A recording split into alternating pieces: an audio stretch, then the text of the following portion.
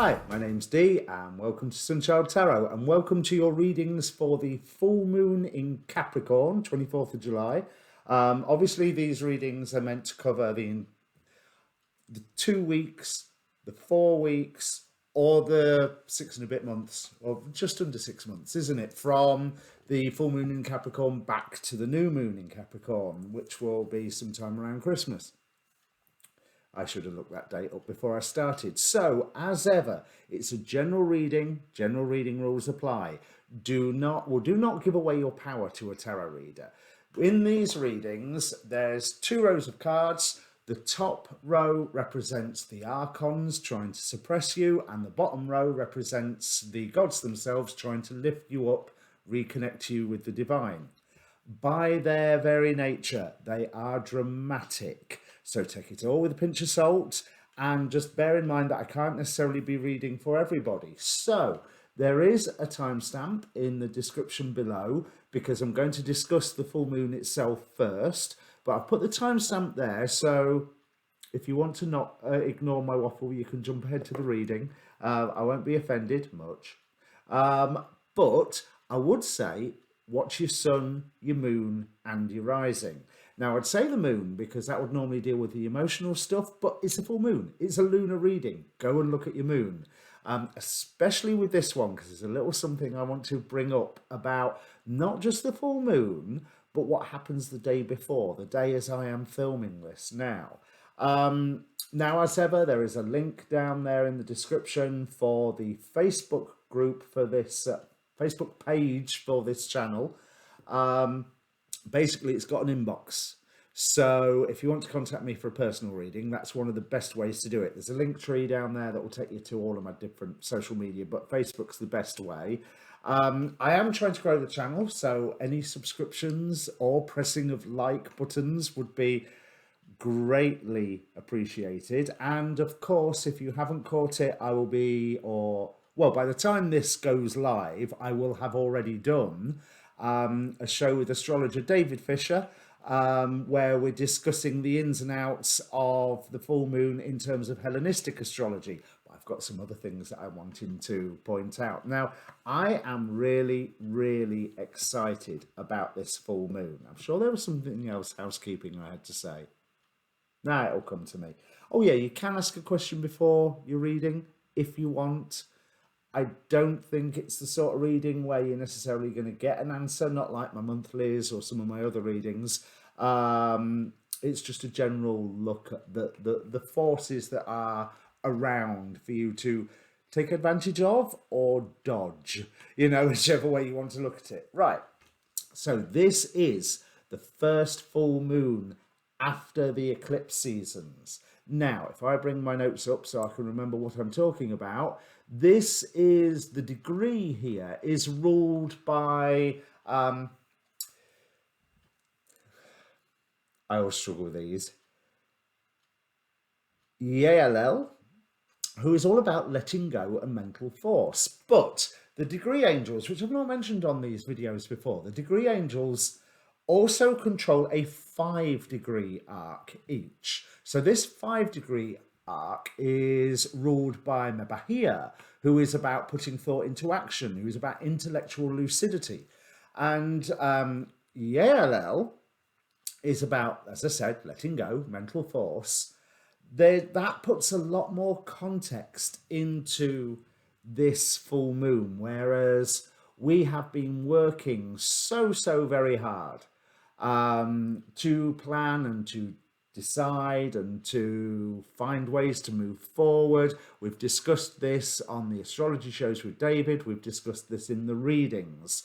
That's setting your plans up, getting all your ducks in a row, all of that preparation work. Now it's time to do it. When you know there is that thing that you want to let go of, now is the time to let go of it. I know you'd normally say that new moons are good for letting go and full moons are about completion. And that's what I'm talking about, the completion of the letting go process that we have already started into motion. Now, as well as the 5-degree arc, The decans themselves are ruled by the Goetic spirits, the known as the 72 demons that Solomon summoned. Although I would question whether the term demon for them is actually fair. I think it's a bit harsh, but it's what they've been known as for at least 500 years, if not more. So by day, this is ruled by the Goetic spirit Berith. So, quoting from Michael Ford, in an initiatory context, Berith may be a tool in the understanding of self, including the alchemical process of turning of gold, i.e., coming into being more, strengthening your form, the fiery essence of self. Berith is proves to be a powerful Goetic servitor that you can summon to guard while going through some introspective rites. Now, we've been going through these introspective processes for, well, quite some time, let's be honest. And so again, it's rubber stamping that idea of, you knew you needed to let go of this thing, time to let go, time to put your plans into action, time to be you to the best of your ability. Now, by night, it is ruled by Flauros, or as I would know him, Horus. Now, he's one of the traditional 9 demonic divinities in traditional demonolatry, and he's described as typifying the perfect balance of physical, mental, and spiritual consciousness. So there's that, again, that coming into yourself and finding the whole, being true to yourself aspect, the whole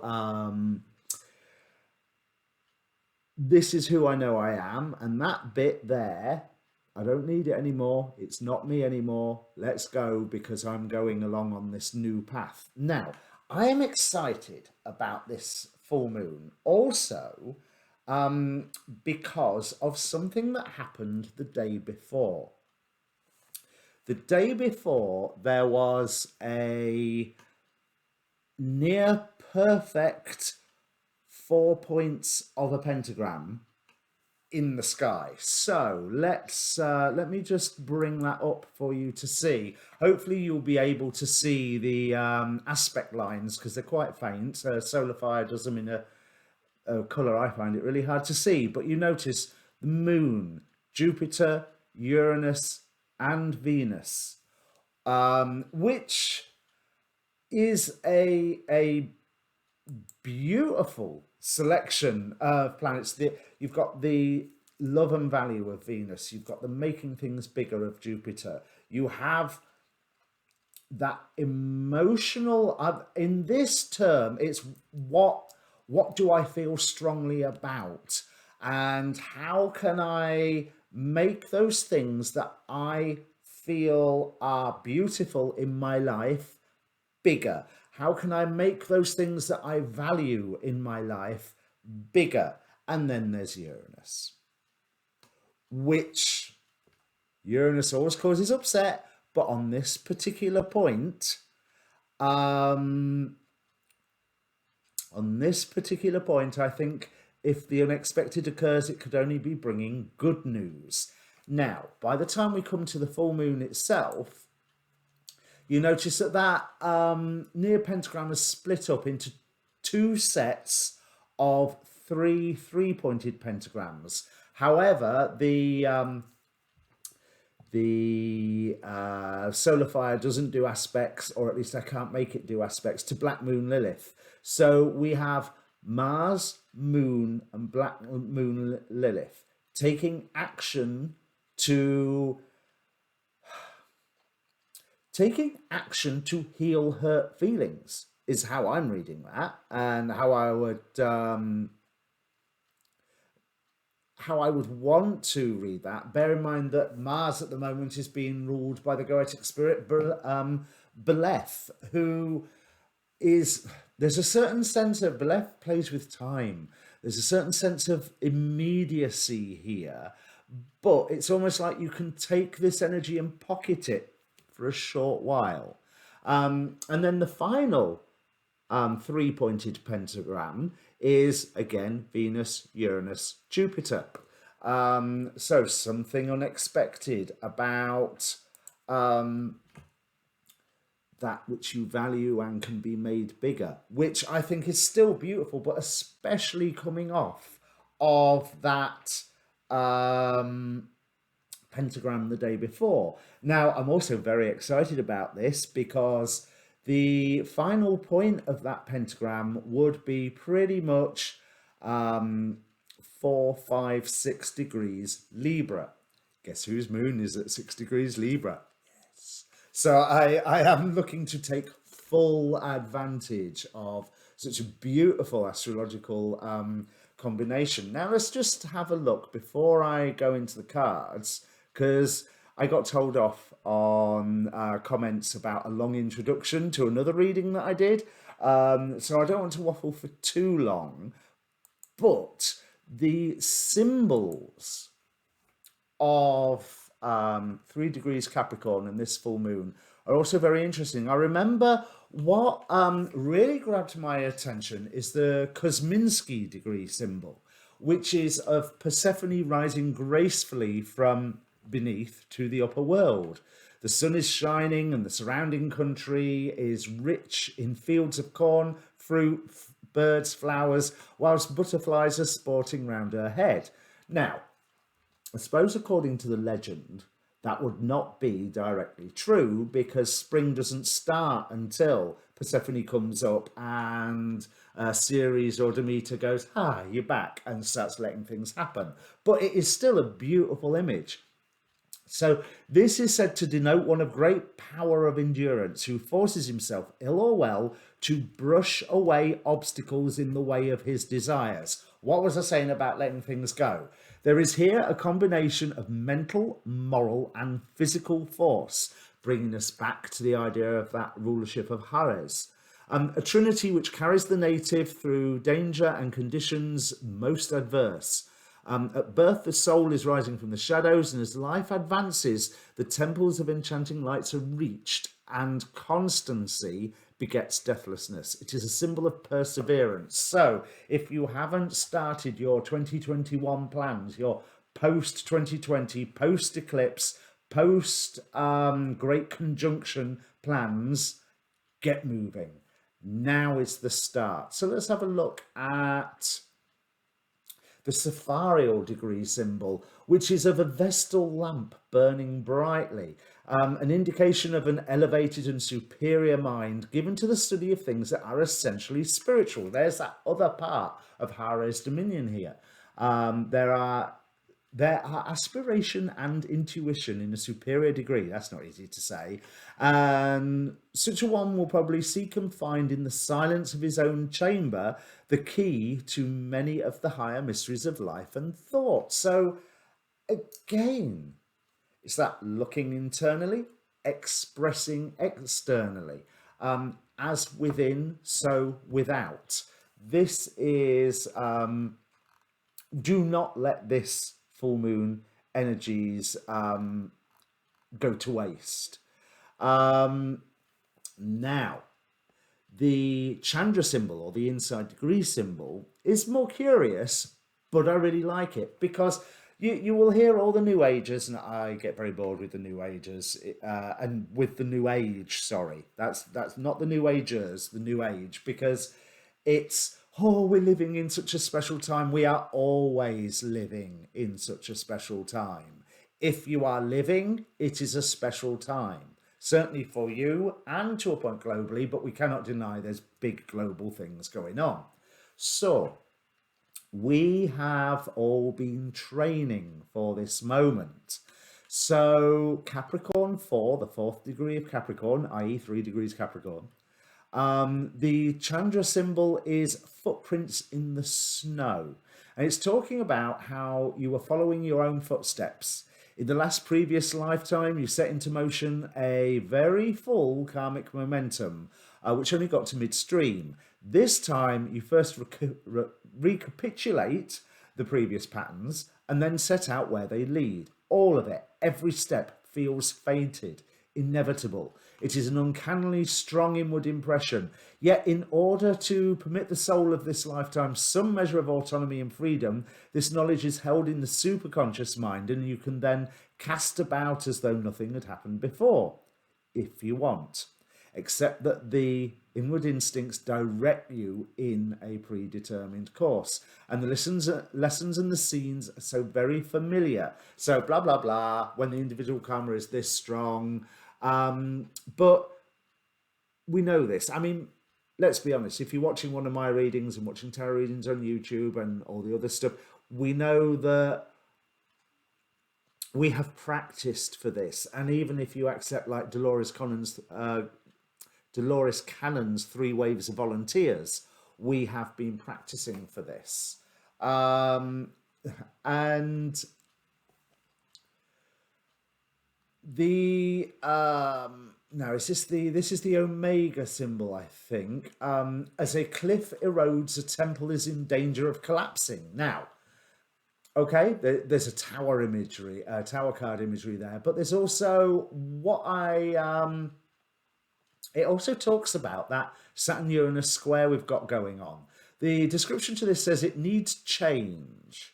And when they do, structures that may have depended on a long time, that may have been depended on for a long time, need to change as well to meet these new needs. That's it, needs change. Right, that makes sense. This is what this degree is aware of. It taps into the undercurrents of feeling and can see how those things are eroding the landscape of human thought. At its best, it's capable of suggesting means of change that take into the account the long range and which are practical. And again, we have practiced for this. Can you tell I'm really excited about this? I never thought I'd be excited about a Capricorn thing, but when you look, everything that Capricorn threw at us last year, the Jupiter-Pluto conjunctions, the building up to the great conjunction with the Saturn-Pluto conjunction, various other things, eclipses last year and all that. This is beautiful. This is Pluto, who's there in Capricorn, going, okay, here is the end of it. Now, bear in mind, this full moon is a long, long away from Pluto. Pluto's at 26 degrees. The full moon's at 3 degrees. So it's co-present by sign. But Pluto's allowed everything to come full circle. And it's almost like he stepped to one side and said, there you go. I've done my work now. You crack on with starting the new things. And I will just check your work as you go past. But everything will be fine. Don't worry. You crack on with it. And so that's what I want to say with this full moon. Whatever it is, you crack on with it. There's all this creative energy around with Venus quintile Uranus, Venus quintile Jupiter. There's all this healing energy around with the quintiles between the moon, Mars and Lilith.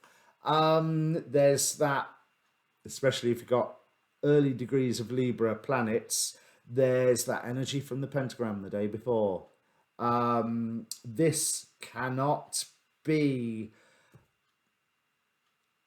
a bad thing if you take advantage of it, but you take advantage of it with self-knowledge. You take advantage of it after having really dug down on the inside and saying, is this what I want? Is this a bit of me I still want to be? What do I need to let go of? And let's already make sure that this full moon is the final letting go of those things. They will come back again. Of course they will. They will come back again for you to be able to walk straight past them and say, no, I've let go, I don't care.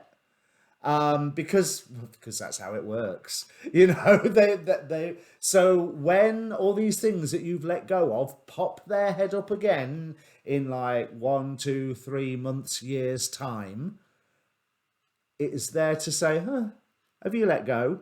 Really? And if you use this full moon energy right, the answer is a resounding yes. Yes, I have. Now, this is before I've done the show with David, so that's how I'm reading the full moon, purely on the basis of the angels and the demons that are involved here, and some of the aspects, but minor aspects. We'll see what David makes of it. In the meantime, I'll bring your cards up in a second. If you want a personal reading, don't forget that Facebook link. Please feel free to share the video because it helps, and press the like button because it helps YouTube notice I exist, which I'm not sure it has yet, really. In the meantime, yeah, let me bring up the cards. Okay, Capricorn, as I said in the introduction, this top row is the masks the archons are wearing as they're trying to keep you suppressed, and this bottom row are the gods themselves trying to lift you up and closer towards the divine. So, having a look at the masks arraigned against you, we have Aries with war, Zeus with divine expansion, the Sirens with temptation, Hermes with journey, and Arachne with hubris. Big plans, big combative plans here. Big plans backed by authority that sound oh so good, you know, but there's trickster energy here, Hermes, but you need trickster energy yourself to combat this. We have Inara as one of the gods who are supporting you and enabling you to get the best out of whatever the situation is. So, on your side, Garuda with travel. That's a curious one at the minute, isn't it? But Ganesha with obstacles. Now, Ganesha's obstacles seem to be, it was Scorpio, I think they turned up for. It might have been Sag. There seems to be a lot of obstacles coming up in this period of Capricorn full moon on to whether it's 2 weeks, whether it's to the next full moon, or whether it's all the way to the end of the Capricorn lunar year, so to speak, i.e. the new moon in Capricorn. So, which is a fictional thing, but it's also, it suits these readings, looking at it like that. We have Ganesha with obstacles and Lu with skill, Atlas with responsibility, Joan of Arc, Jeanne d'Arc with faith, Apollo, god of light, and, like I said, Inara. So I'm seeing a shifting of responsibilities. I'm seeing going to a new place, whether that means new job or new role or new philosophical position, new way of expressing your structure building energies. One that is concentrating on an element of truth. With Apollo here, he's the god of truth, the god of the sun, the god of prophecy as well. So there's that element of seeing what is coming. So whatever this big story is, it's almost, I'm going to call it, because we start with Aries here, a call to war. But bear in mind, the very language of these style readings is dramatic. So, you know, it could be all the way from arguing with someone in your family to someone in the workplace to war with Russia or China, you know, and all the things in between. So, but there's certainly a combative role that you are being encouraged to join, encouraged to get involved in, and like I say with the Sirens, it sounds so good. But if you were to do that, is that really fulfilling your day-to-day responsibilities? because what I'm feeling is that one thing Garuda is famous for is his loyalty to Shiva, I think, is he became Steed for, and loyalty to his wife because he agreed to become Steed for the saving of his wife's life from snake bite. Snake bite poison, I think. Snake bite poison, snake poison. So there's a loyalty that is closer to home, closer to your heart, that is more important and truthful. And by getting whipped up in whatever campaign this is, like I say, we've got Arachne here with hubris. It's a campaign that's big. It's all encompassing. It's really, there's it's like a populist movement, for example. The way the passion within populist movements gets whipped up, and this very passion, this call to action that you need to be ignoring for all the right reasons, is an obstacle in and of itself. And I think it's also in reaction to an obstacle because, as I said in previous readings, this sense of inevitable change and a large obstacle being planted in front of everybody is here. I'd love to know what... There's bound to be something in the astrology, since we're supposed to have just left the quiet half of the year. Love to know what it actually is coming, but I must admit I haven't really had a look. But there's an awareness of what your responsibilities are, but I also feel that on a day-to-day level there's a sense of not that your responsibilities are changing, but how you fulfill those responsibilities is changing. There's a potential value change here, and it's not even necessarily a value change. It's the values that you are holding to because you have these responsibilities, or the responsibilities that you're holding to because you have these values, is more to the point.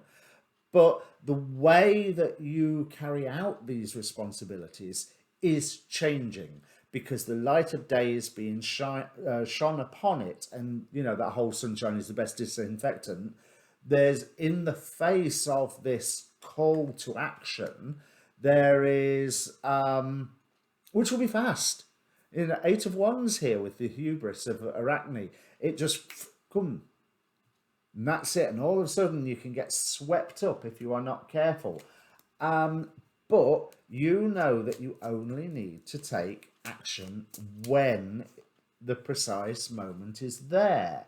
And there's Knight of Pentacles. So there is that element. I think I said it for Sagittarius as well. There's an element, or for somebody, slow and steady wins the race here. Do not get swept up by anything, because you have to have faith that you can level up above all of this whoosh that's coming across. Right, we have the world. How interesting. So on the divine side, we have the King of Wands clarifying Ganesha, Lu, and Garuda. So that's that whole point of only taking action when you know you need to, because you have the skill to. Because your responsibilities are long term. They are slow to build and slow to fade. So changing how you're doing them does not necessarily mean that the responsibilities themselves are changing. They are still there, but you have to have faith that you are leveling up, because with the World card and Apollo together, that to me is a beautiful image of well, truth being shone upon the world, a massive realization, or at least a massive realization on how you interpret the world around you. On other readings, had been quite a bit of shadow side activity. Here, no, the light is just da-da, it's there. And that light is something that you have a responsibility, I think, to be working within. But with Inara here, clarified by the Ace of Cups, which is a really interesting combination. If you think about the Ace of Cups being a new goal, being love coming in, and the reason I'm being so absolutist about this whole reading, we have from the Oracle of Heaven Hell, Mamiya with or Mamaya with endings and rebirth. Now, she is challenged on this card by the spirit Andromalius, representing despair and suicide. Whether this is on a personal level or on a national, international level, there is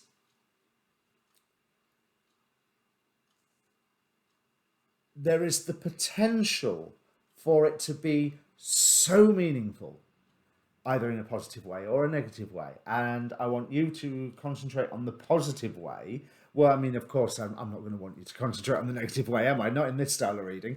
But let's have a look up at what Inara says, because it slipped out of my mind. So, archetypal trickster of Hittite origin, goddess of wild animals, becoming at one with all manner of beings, from dragons to mortal men, in order to trick them. So there's an element of chameleon aspect going on here. During a special feast, she lures the dragon Ilyanka, enlisting the aid of Hypasias by becoming his lover. When the dragon is drunk, he is tied up and slain, thereby preserving creation. So, trickster energy for the better. So there's an element of shaping yourself to the new surroundings, but sticking true to your values in the same fashion. And I think being able to exhibit those values in the same fashion. Maybe I should have looked up what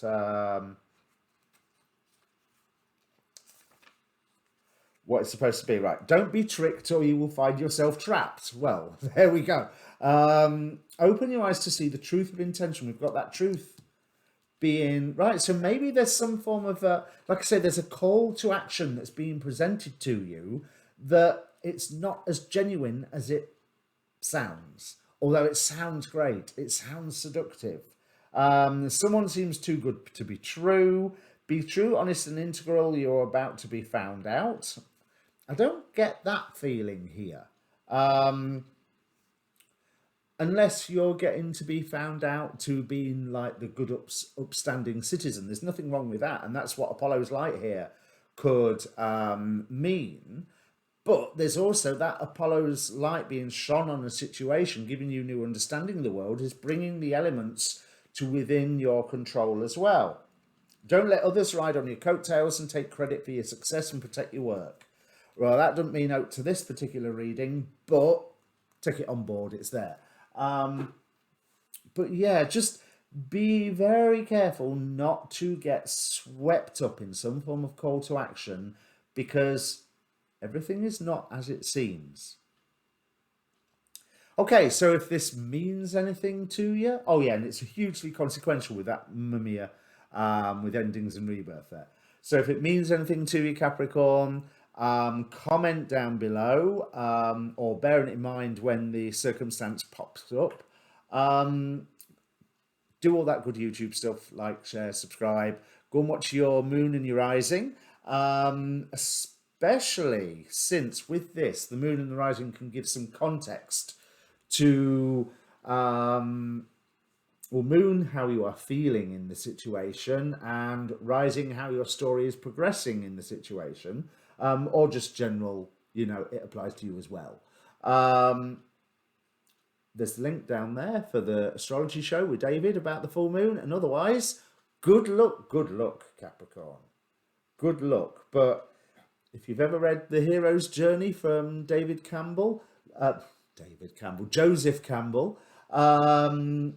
now's your time to go on a bit of a hero's journey of your own. But I want to say, from this starting point, you're halfway there already. All right? Cheers.